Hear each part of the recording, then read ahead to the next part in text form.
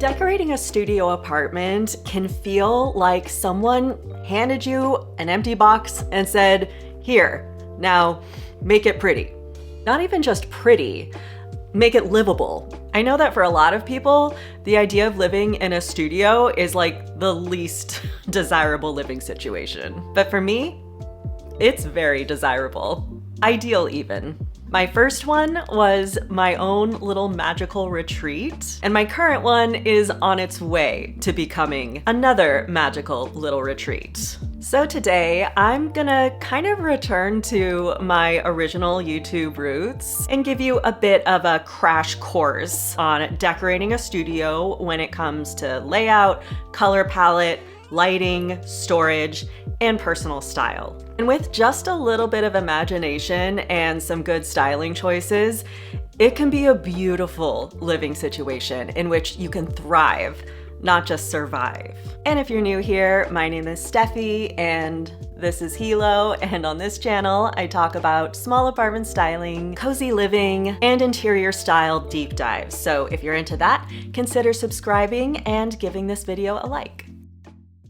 And you know, one of the mantras I live by is just because you rent your space doesn't mean you can't own your style. And I want to extend that a little bit, especially when it comes to small studio living. Just because you rent your space doesn't mean you can't own your well-being. I personally have been trying to prioritize my health and wellness, which can be a challenge when you're living in a studio. Shout out to my personal trainer, Chris, who has done such an amazing job keeping me on track and helping me reach my fitness goals. And this is the perfect time to talk about today's sponsor, Trainwell. Trainwell has been playing such a big role in keeping me motivated and accountable because they matched me with Chris, a real human being who came up with a workout plan just for me. In a world where it seems like every company is using AI, including for fitness, Trainwell keeps the human touch. And it all started with a one-on-one orientation call. Chris picked up on my need for more variety and stretching exercises, and she created a workout plan catered to me and my specific issues, like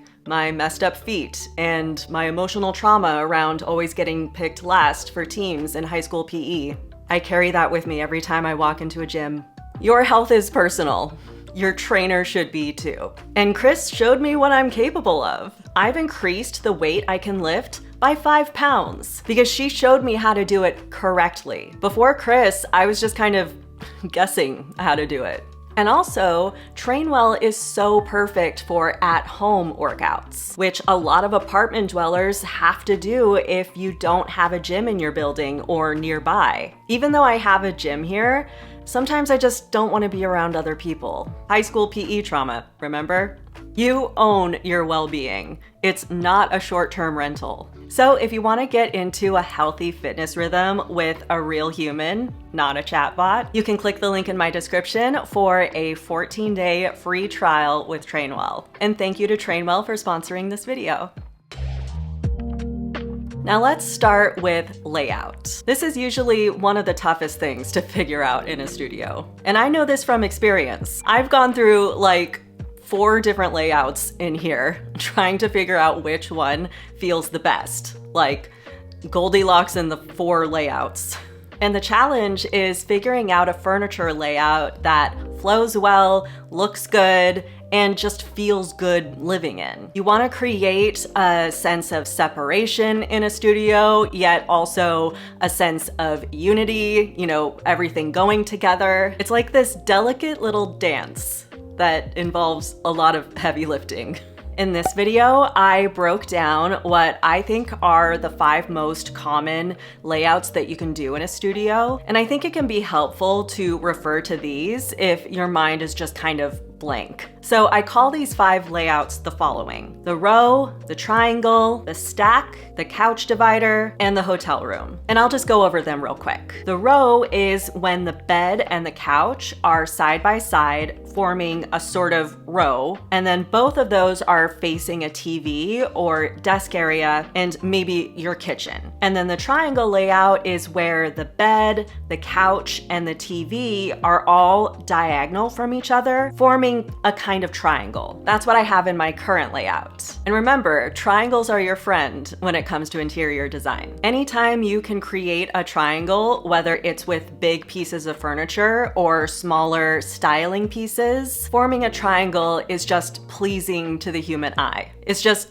mathematically beautiful somehow. And then there's the stack, which is where the couch is placed in front of the foot of the bed, forming a stack with each other facing the TV. And then there's the couch divider, which is where the couch is floating parallel to the bed and acting as a divider between the living room area and the bedroom area. My first studio had the couch divider layout, and I just really like this arrangement because it flows really nicely, and I just like the idea of a couch being its own sort of de facto divider. The couch just kind of does that for you in this layout. And then finally, there's the hotel room layout. This is for studios that are so small that a couch won't even fit, kind of like a hotel room. So look around your space and try to imagine these different layouts in your own studio. Would one of these feel better than what you're currently working with? Every studio has its own set of needs, and it's just a matter of figuring out what those needs are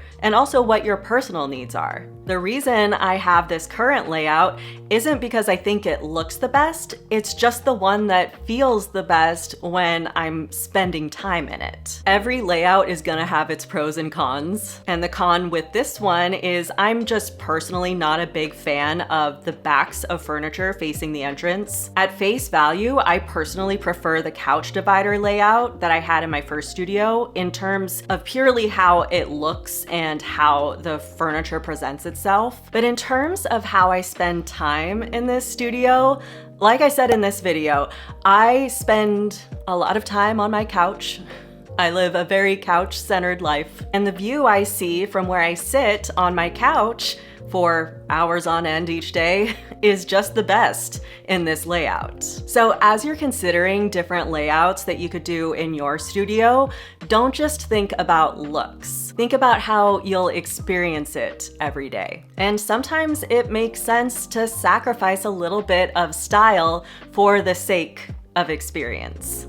I never thought I would say these words. That's the big lesson that I learned recently. And don't be afraid to try multiple layouts in your space. It's a pain in the ass, but it's definitely worth the hard work because the reward is a studio layout that feels just right, Goldilocks. Now let's talk about color palette. Figuring out your color palette in a studio is its own unique challenge because all of your furniture, all of your living takes place in one single room. So getting all of that to be cohesive together in terms of color is the goal. And back when I was living in my first studio, I broke it down into a very simple formula. One base color plus one or two accent colors times repetition equals color cohesiveness. And of course, there can be some deviation here and there. It's not like a strict rule. It's just a way to simplify color. So your base color is likely going to be on the neutral side, and it's the big things in your studio that are going to have this base color. So mine being green, my sofa is green, and my bedding is green. The rug in my kitchen is green based. So basically anything that takes up a large amount of visual real estate is going to be this base color. And then your accent color or colors are going to be the smaller things. This is something I haven't quite figured out in this studio, but in my last one, my accent color was green and my base color was gray. So you can see the bedding is gray, the couch is gray, and then the smaller things are green. And see how it kind of unified the space? The couch gave a sense of separation, but the whole studio was unified by the same color palette, a gray base and a green accent color. Like I said, I haven't really fully realized the color situation in this studio yet, mainly because of the paint that I chose. I already talked about this in this video, but to put it simply, I chose the wrong color to paint my entire studio walls and ceiling in. It's too red, and I'm just gonna leave it at that. So when it comes to choosing colors for your studio, just think about the kinds of emotions you want to feel. You know, color is very much tied with emotion, which is probably why a borderline brick red brown is not really a good fit for my mental well-being. I need something calmer, like green. So think about what your brain needs. And again, if you just limit the colors that you use, it'll just be a nice, simple way to create a sense of cohesion in your studio. Then there's probably the most important thing when it comes to making a room look good, and that is lighting. Bad lighting ruins everything. It'll make even the prettiest styling look like shit. You could have everything placed perfectly, you could have the color palette put together, you could have the prettiest decor in all the land, and none of it would matter under bad lighting. Specifically, the big light, my sworn enemy. If you're a regular watcher of my channel, you've heard me say this many times, but it bears repeating here because, oh my God, is it important. The big light is the enemy of style. And it's the enemy of mood and atmosphere and just vibes. So the key is, of course, pretty little lamps. A lot of pretty little lamps. You want to go for little pockets of glow throughout your studio and get a little ridiculous with it. Just when you think you have too many lamps, add another one. Look around my studio. There are little lamps everywhere, and especially don't sleep on the kitchen counter lamps. I personally would rather die than turn on these damn generic overhead can lights in this apartment. I loathe these with every fiber of my being. So this is a light switch that does not get touched in my space, or else I will disintegrate. I mean, look how much worse my kitchen looks when these dumbasses are on. Atmosphere is everything. Mood is everything. Your studio is nothing without mood.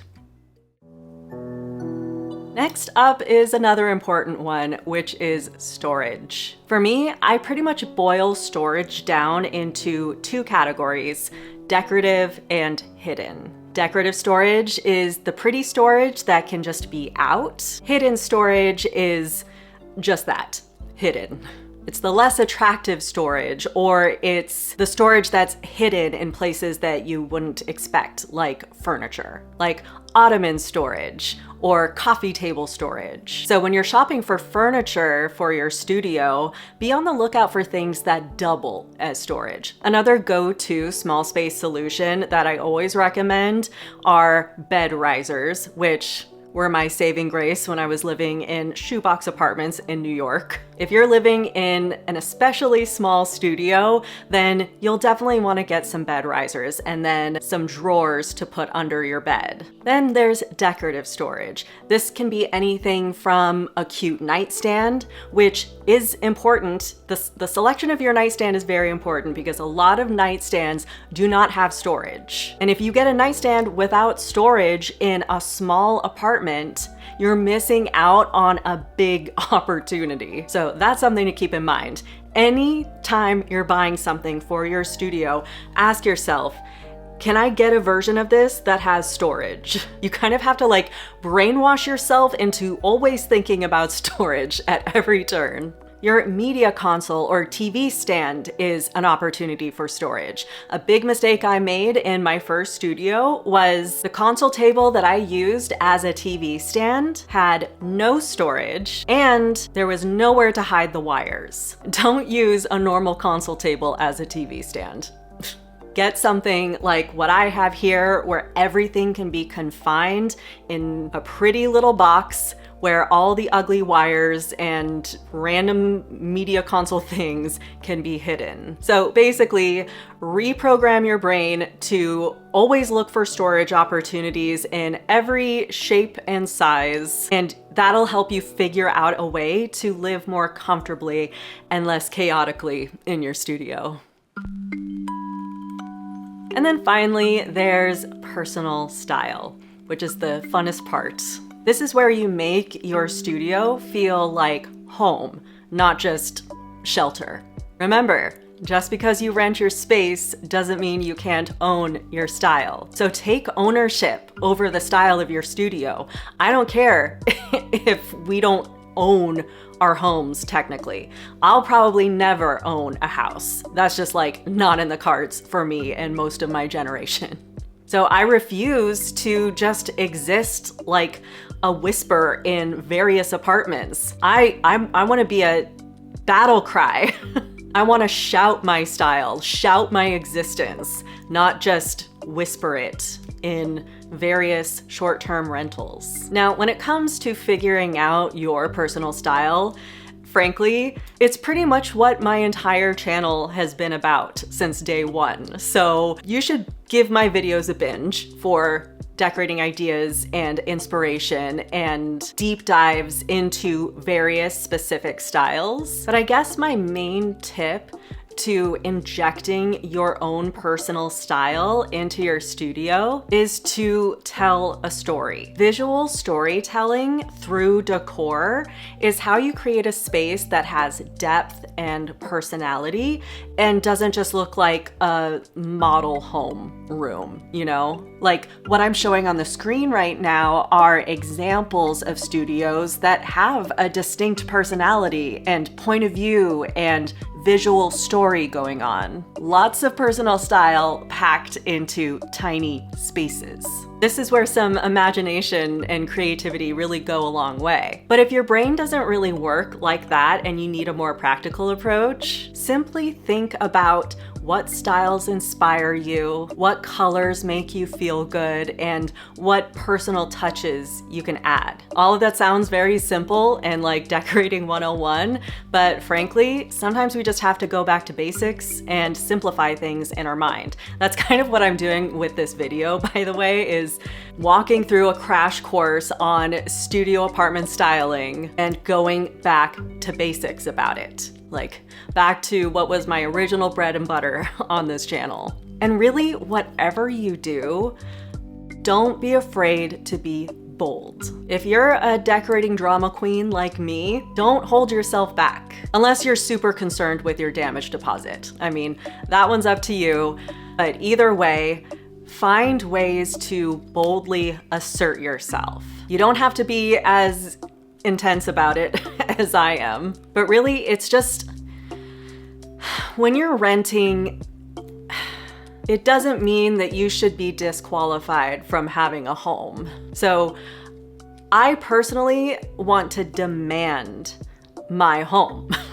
Don't abandon yourself just because it's a rental. So anyway, personal style is kind of a tough one because it is just that, it's very personal. And I have hours and hours and hours of videos that you can watch to help you sort of flesh out what your personal style is. Basically, give some of my videos a binge and don't be afraid to be bold and really let your personal style scream instead of whisper. Whatever that means for you. Let me know in the comments, do you have any small space decorating tips that you would give to other people in the comment section? And if you want some more studio apartment inspiration and to see my journey from moving into this studio up until now, you can watch this playlist of mine. And stay tuned because like I said, I am not done decorating yet. Once I paint this place a proper color that doesn't make me angry, then I'll be able to really let her rip with my styling in here. So stay tuned. And once again, thank you to Trainwell for sponsoring this video. You can click the link in the description to get your 14-day free trial. Thank you, Trainwell, and give this